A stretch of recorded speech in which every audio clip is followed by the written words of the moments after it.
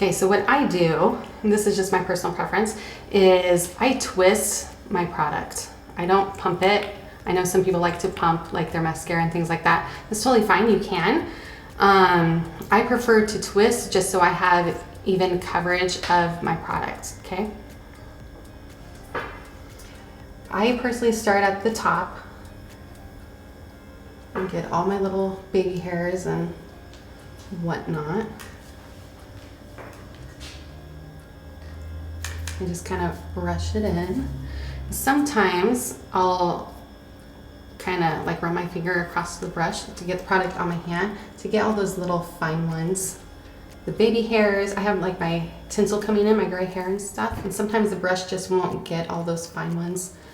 So I'll kind of rub it across that way.